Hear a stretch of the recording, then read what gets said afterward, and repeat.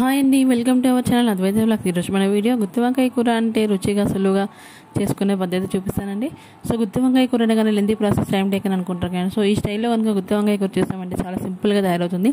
Even morning టైంలో lunch బాక్స్లో కూడా ఎంత హడావిడిగా ఉన్నా త్వరగా చేసేయచ్చు అన్నమాట.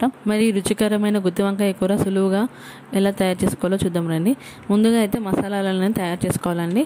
సో స్టవ్ మీద ఒక ప్యాన్ పెట్టి అందులో 2 టేబుల్ స్పూన్స్ పల్లీలు అనేది వేసి దూరగా వేయించుకోవాలండి.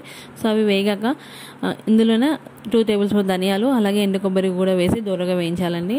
స్పైసెస్ కోసం అనేసి 4-5 లవంగాలు, 2 యాలక్కాయలు, దాసం చెక్క కూడా వేసి దూరగా వేయించుకోవాలండి. టేస్ట్ కోసం అనేసి 7-8 జీడిపప్పులు కూడా వేసుకొని దూరగా వేయించుకోవాలండి. సో ఇందులోనే జీలకర్ర కూడా 2 టేబుల్ స్పూన్స్ జీలకర్ర కూడా వేసి దూరగా వేయించుకోవాలండి. ఇలా చేయడం అనేది మార్నింగ్ టైంలో టైం టేకన్ అనుకుంటే సో నైట్ టైంలో కూడా చేసి పెట్టుకోవచ్చు అండి. సో ఈలోపు ఈ మసాలా అనేది చల్లారాలండి. చల్లారేంత వరకు మనం వంకాయలు అనేది తీసుకోవాలండి. సో ఇలా నల్ల గుత్తి వంకాయలు తీసుకుని దాని కాడ తొడిమ అనేది కట్ చేసుకొని సో దానికైతే 4 గారెలు పెట్టుకున్నానండి.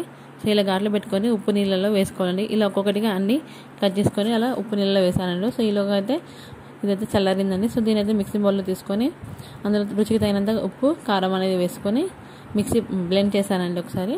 సో ఇందులో కొన్ని వాటర్ యాడ్ చేసి కూడా పొడిగా వాటర్ యాడ్ చేసి మెత్తగా చేసుకున్నానండి.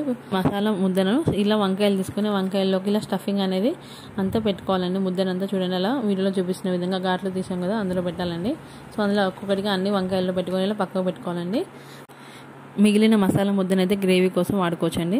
సో ఈ స్టవ్ మీద మళ్ళీ అదే ప్యాన్ తీసుకొని అందులో 2 టేబుల్ స్పూన్స్ ఆయిల్ అనేది వేసుకొని ఆయిల్ అనేది హీట్ అయ్యాక జీలకర్ర వేసుకోవాలి. 2 టేబుల్ స్పూన్స్ జీలకర్ర వేసుకున్నాక అందులోనే పచ్చిమిర్చి కూడా వేసి ఫ్రై చేసుకోవాలండి. అది కొంచెం ఫ్రై అయ్యాక ఉల్లిపాయ కూడా వేసుకొని ఫ్రై చేసుకోవాలండి. 2 to 3 మినిట్స్ తర్వాత ఉల్లిపాయలను మగ్గినాయండి. అప్పుడు పసుపు కూడా వేసుకొని కలుపుకోవాలండి. పసుపు కొంచెం వేగిన తర్వాత అందులోనే అల్లం కూడా వేసుకొని కలుపుకోవాలండి. సో ముందుగా అయితే మనం మసాలా స్టఫింగ్ పెట్టుకున్న వంకాయలు, గుత్తి వంకాయ ఉంది కానీ సో వాటిని అయితే ఇందులో ఒక్కొక్కటిగా అన్ని వేసుకొని అన్ని గుత్తి వంకాయలు కూడా వేసుకొని అలా ఫ్రై చేసుకోవాలండి వీడియోలో చూపించిన విధంగా. సో అలా ఫ్రై చేస్తుంటే అందులో ఉన్న ఉప్పు, కారం అనేది వంకాయకు మంచిగా పట్టి చాలా టేస్ట్ అనేది చాలా బాగుంటుందండి. ఒక 2-3 నిమిషాలు అలా ఉడికించుకోవాలండి. చూడండి ఆయిల్ అనేది ఎలా పైకి తేలుతుందో. సో ఆ తర్వాత మసాలా ముద్దను కూడా వేసుకొని దాన్ని కూడా వేయించుకోవాలండి. సో గ్రేవీ కోసం అనేది వాడుతున్నాం కదండి మసాలా ముద్దను ఒక 5 నిమిషాలు ఫ్రై చేసుకోవాలండి. అలా ఫ్రై చేసుకున్న తర్వాత వాటర్ అనేది యాడ్ చేసుకోవాలి.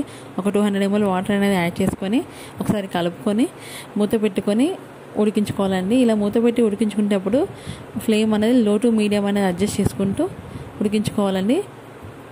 ఆయిల్ అనేది పైకి వచ్చిన తర్వాత ఒకసారి ఇలా కలుపుకున్నాక పులుపు కోసం అనేసి చింతపండు రసం అనేది యాడ్ చేసుకోవాలండి. చింతపండు రసం అనేది ఒక 2 టేబుల్ స్పూన్స్ అనేది యాడ్ చేసుకోవాలి. ఇలా గుత్తి వంకాయ కూరలో పులుపు అనేది ఇష్టం లేని వాళ్ళు వేసుకోవాల్సిన అవసరం లేదండి. ఉడికిన తర్వాత టేస్ట్ చూసి ఉప్పు సరిపోకపోతే ఉప్పు వేసుకోవాలండి. చివరిలో కొత్తిమీర వేసుకొని ఒక 2 నిమిషాలు ఉడికించుకోవాలి. గ్రేవీ అనేది వీడియోలో చూపిస్తున్న విధంగా కన్సిస్టెన్సీ వస్తే సరిపోతుందండి. మరి పలుచగా అవసరం లేదు. చిక్కగా అయితే వంకాయ అనేది గట్టిపడి సాఫ్ట్నెస్ అనేది పోతుందండి. సో అందుకే ఇలా వీడియోలో చూపించిన కన్సిస్టెన్సీ వస్తే సరిపోతుందండి.